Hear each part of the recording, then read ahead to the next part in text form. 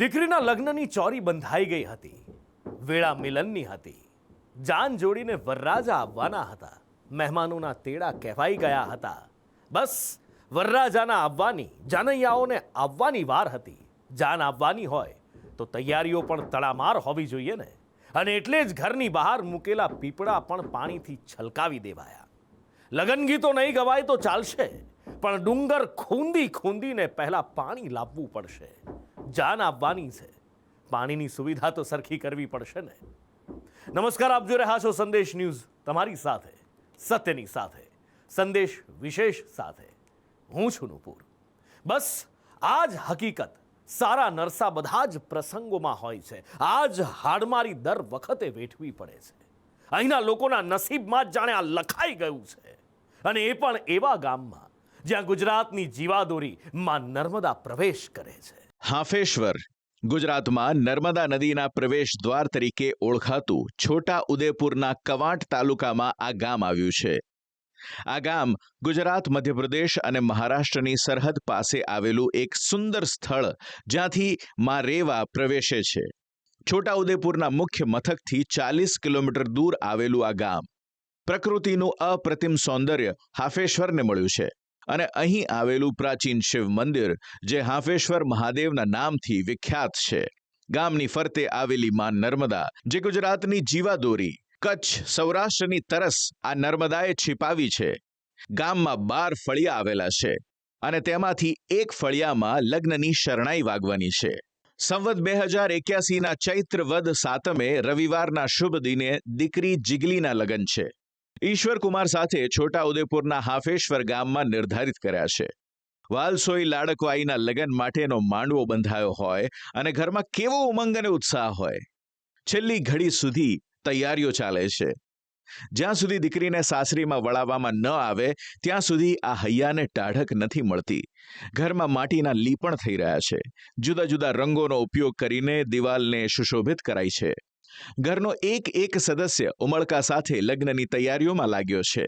અને કેમ ન લાગે, સામે જાનૈયાઓને આવકારવાના જો છે તેમની આગતા સ્વાગતામાં થોડીએ કચાશ રખાય. આકરા ઉનાળામાં લગ્ન લેવાયા હોય એટલે તાતી જરૂરિયાત હોય તો પાણીની.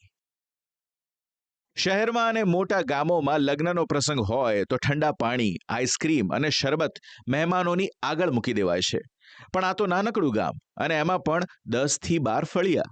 અહીં તો અમારે પાણી મળી જાય એમાં જ ભયો ભયો. આકાશમાંથી અગનગોળા વરસતા હોય એટલે પાણી તો જેટલું પીવો એટલું ખૂટે. જેથી પાણીની વ્યવસ્થા તો પૂરતી કરવી જ પડે.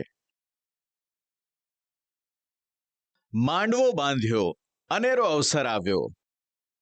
દીકરીના લગ્નનો શુભ પ્રસંગ ઘર આવ્યો. જાનૈયાઓની આગતા સ્વાગતાની કરી તૈયારી. બેડા ભરી ભરીને પાણી લઈ આવ્યા. તમે કહેશો કે પાણીની વ્યવસ્થા કરવી ક્યાં મોટી વાત છે.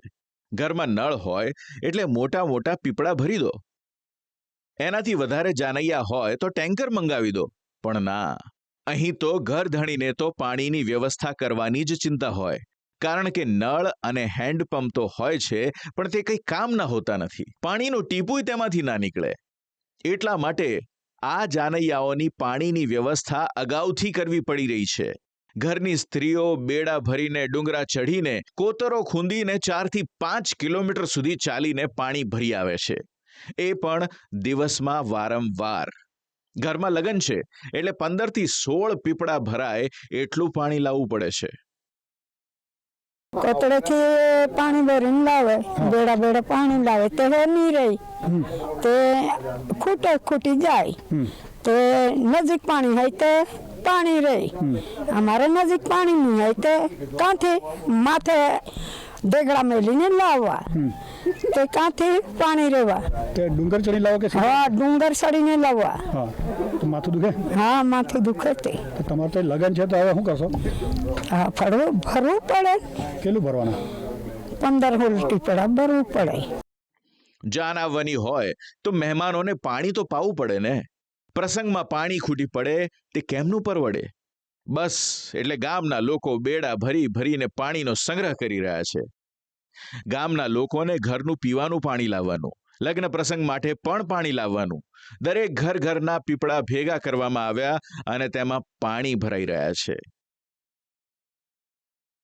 15 મોટા પીપળામાં પાણી ભરાય ને ત્યાં લગન પાર થાય સાહેબ, ત્યારે લગન પાર થાય. પાણી અહીંયા મળતું નથી એટલે ઠેઠ નદીએથી કોતરામાંથી લાવવું પડે છે. ગામમાંથી બધા ઘરે ઘરે હંગર કરવા પાણી પીપળા મૂકતા છે એ બધા લાવવું પડે. પછી આવતીકાલે બધા લાવીને બધા ગામવાળા આવીને ત્યાં કોતરામાંથી બેડે પાણી ભરીને હંગર કરીએ છીએ. મહેમાનો આવે ને પીવડાવવા માટે. એટલે આવું ઊંડાણમાં વિસ્તાર છે અમારે એટલે પાણી બહુ ઓછું મળે છે એટલે ત્યાંથી લાવવું પડે છે. કેટલું પાણી તમે સંગ્રહ કરશો? એમ તો પીપળા બધા જેટલા ઘર દીઠ હોય ને બધા પીપળા લાવીને પછી સંગ્રહ કરવું પડે. એમ તો આશરે બહુ પાણી ભેગું કરવું પડે કેમ કે એક મોટી કોઠી લાવવું પડશે. 500 લીટરની કોઠી લાવીએ છીએ અને પછી આવા પીપળા 10-12 ભેગા કરીએ છીએ. એટલે આવી રીતના પાણી ભેગું કરી ને લગ્ન કરવું પડે છે એટલે પાણી મળતું નથી. માત્ર ઘરની જ સ્ત્રીઓ નહીં પરંતુ ગામના અન્ય પરિવારની મહિલાઓ પણ પાણીના બેડા ભરીને ફેરા મારે છે. કારણ કે એક ઘરમાં પ્રસંગ હોય તો ફળિયાના લોકો માટે તે પોતાના જ ઘરનો પ્રસંગ છે. જે દીકરીના લગ્ન છે તે પણ તેના ઘરની મહિલાઓથી લઈ વૃદ્ધાઓ ધોમધકતા તાપમાં પાણી ભરવા જાય છે. ત્યારે હાફેસર ગામની અંદર આજે એક મકાન છે. તે મકાનની અંદર 20 તારીખે લગ્ન છે અને લગ્નને લઈ અને જે પરિવારજનો છે પરિવારજનો પાણી માટે મુશ્કેલી અનુભવી રહ્યા છે અને ગામની અંદરથી પીપળા ભેગા કરી અને ટાંકીની અંદર પાણી ભરવા માટે કોતરમાં ખૂંદવા મજબૂર બન્યા છે. ગ્રામજનો ભેગા થઈ અને લગ્ન કાઢવા માટે પાણી ભરવા માટે દરરોજ સવાર સાંજ નીકળી પડે છે. ત્યારે મહત્વની વાત એ છે કે વિકાસના મોટા દાવા કરતી ગુજરાત સરકાર નર્મદા નદી કિનારે આવેલા હાફેસરના ગ્રામજનોને પાણી આપવામાં ઊણી ઉતરી છે. નર્મદાના પાણી તો દૂર દૂર સુધી પહોંચાડાયા છે. સૌરાષ્ટ્રથી કચ્છ અને રાજસ્થાન સુધીમાં રેવાના નીર પહોંચ્યા છે. ત્યારે તેના કાંઠે વસનારાઓને આ પાણી મેળવવા કેમ આટલી હાડમારીઓ વેઠવી પડી રહી છે? આ બહેનાના મનને કાયમ બસ આ જ પ્રશ્ન મૂંઝવતો હોય છે. પાણીના બેડા ભરવા ડુંગરા ચીરતી આ મહિલાઓની પીડા કોઈને સમજાતી નથી. જીવનભરની આ યાતનાઓએ થકવી દીધી છે અને એ નિર્દોષ મહિલા કહેવા મજબૂર બની ગઈ છે કે અમે તો કેવા માણસ છીએ કે અમને પાણી નથી અપાતું. એટલે અમારું લગ્ન હતું ને એટલે બધા છોકરાને બોલાવ્યા. મારું પાણી સેટું છે એટલે બધાથી ને મને બોલાવ્યા પછી અમારું લગ્ન થઈ ગયું. એટલે એ મારું મામાના છોકરીનો લગ્ન છે એટલે હું અહીંયા આવી. પણ અમારું પાણી ભરવા આવ્યા હે માથે બેડું ભરીને લાવવા પડે અમને. અમારું પાણી નથી. એથું કાઠિયાવાડી પોગાડ્યું પાણી પણ અમારા અહીંયા માનુકડામાં પાણી નથી પકતું. આ પાણી છે ને અમારું અહીંયા જ પાણી પીવાનું હોય પણ પાણી નથી પુગાડતા અમને. અમે કેવા માણસ છે, અમને કેમ પાણી નથી આપતા?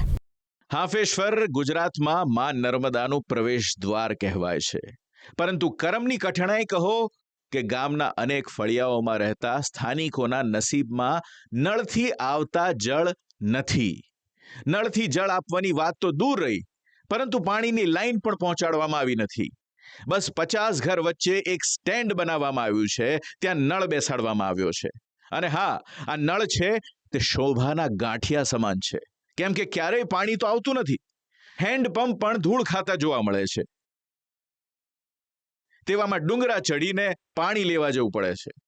સાહેબ અહીં કંઈ તો આવ્યું જ નથી. જો ત્યાં ગામમાં છે ને ત્યાં સુધી કરી દેલા છે અહીંયા એક જગ્યા તો હજુ જિંદગીમાં પાણી કેવી રીતના નળ આવે છે જોયું નથી અમે. હજુ સરકારે પાણી કર્યું ને કોઈ પાણી અહીં પૂછતું આવ્યું નથી. લઈ જાય ખરા સરકાર લઈ જાય છે પણ અહીંયા અમારા ફળિયામાં હાલતા નથી.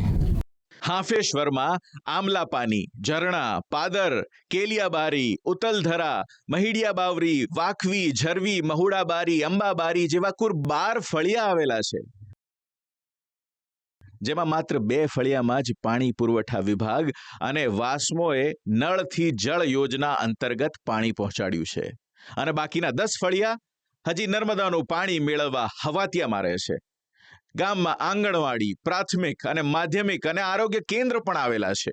પણ હજી સુધી પાણીની આ સમસ્યાનું નિરાકરણ લાવવામાં આવ્યું નથી. ગામના પૂર્વ સરપંચે પણ આ અંગે રજૂઆત અનેકવાર કરી છે, પરંતુ સામે નિરાશા જ હાથમાં આવી છે. હાફેશ્વર ગામે અમે નર્મદામાંના કિનારે રહીએ છીએ. આખા ગુજરાતમાં હાપેસર નર્મદા નદીનું પાણી જીવાદોરી સમાન નર્મદા નદી છે. અમે નર્મદાના કિનારે રહીએ છીએ. હાપેસરના 12 ફળિયા છે, એમાં ખાલી 2 જ ફળિયામાં પાણી આજે 5 વર્ષ થઈ ગયા. ઘર ઘર નળ કનેક્શન યોજના આવી છે, પણ એનું વારે ઘડે અમે અધિકારીઓને જાણ કરીએ હોવા છતાં ખાલી 2 જ ફળિયામાં છે. બાકીના 10 ફળિયા આજે પાણી વિહોણા છે. વારંવાર અમે રજૂઆત કરીએ છીએ, પણ એનું કોઈ અમને સમાધાન મળતું નથી. ગામ લોકો હવે અમુક બોર છે, હેડપંપ છે, એમાંથી પાણી પીએ છે, પણ જે યોજના મળી છે એનો અમને લાભ નથી મળતો. છેવાડાના વિસ્તારો સુધી પાણી પહોંચાડવાની વાતો થતી હોય છે, પરંતુ જમીની હકીકત કંઈક અલગ જ જોવા મળે છે. થોડા દિવસો અગાઉ આપણે અમદાવાદના નિકોલ વિસ્તારમાં ગટરનું પાણી ઉભરાવાની સમસ્યા જોઈ હતી. સમાચાર માધ્યમોએ તે સમસ્યા બતાવી અને તંત્ર એક્શનમાં આવ્યું, અને થોડા દિવસોમાં જ ગટરના પાણી નીકળવાની સમસ્યા દૂર થઈ. સારી વાત છે કે સ્થાનિકોની સમસ્યા પર તંત્રનું ધ્યાન ગયું, પરંતુ છેવાડાના અંતરિયાળ વિસ્તારોને કેમ ભૂલી જવાય છે? આઝાદીના 78 વર્ષ બાદ પણ પાણી માટે આટલી પળોજણ વેઠવી પડે, તેનાથી દુઃખદ બીજું શું હોય? શહેરમાં દિવસોમાં સમસ્યાનું હલ લાવી શકાય છે, પરંતુ અંતરિયાળ ગામડાઓમાં તો વર્ષોના વર્ષ વીતી જાય છે, ત્યારબાદ પણ હાલ બેહાલ જ રહે છે. સ્થાનિક આગેવાનો તો કહે છે કે યોજનાઓ તો લાવવામાં આવે છે, પરંતુ આ યોજનાઓ થકી કોન્ટ્રાક્ટરોને કમાવાના રસ્તા મળે છે, પરંતુ કામ કરાતા નથી. આદિવાસી સમાજની અનદેખી કરાતી હોવાનો આરોપ કરાય છે. યોજના અલગ અલગ આવી. પાણી પુરવઠાની યોજના છે અને નલ સે જલની યોજના છે. આ યોજનાની અંદર ખાલી કોન્ટ્રાક્ટરોને કમાવાના સ્તર કે રસ્તા કરી આપ્યા છે કોન્ટ્રાક્ટર, અને જે તે તંત્ર કે અધિકારીને કહીએ એ લોકોને ખાલી કમાવાનું આ કરી આપ્યું છે. અમારા લોકો માટે, આદિવાસી વિસ્તારને દેખવા માટે કોઈ તૈયાર નથી. એક વાત કરું તો આઝાદીથી લઈને આજ દિન સુધી અમારા લોકોને કોઈ જોયા નથી. અમારા લોકો ખાલી મજૂરી કરતા હોય છે. દીકરીના લગ્ન પ્રસંગમાં ઢોલ ઢબુકવાના બદલે પાણીની બૂમરાણ સાંભળવા મળે છે. આંગણે રૂડો અવસર હોય તો ચહેરા પર સ્મિત નહીં પણ ચિંતા જોવા મળે છે. પરંતુ આ કમનસીબ જનતા એ જાણી ગઈ છે કે આપણી પાસે આ સમસ્યા વેઠવા સિવાય બીજો કોઈ છૂટકો જ નથી.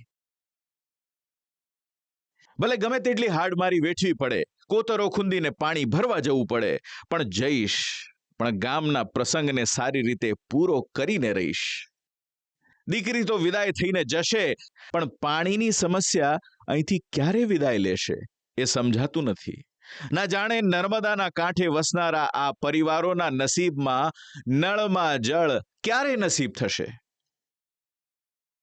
અમિત પટેલ, સ્પેશિયલ રિપોર્ટ, સંદેશ ન્યૂઝ.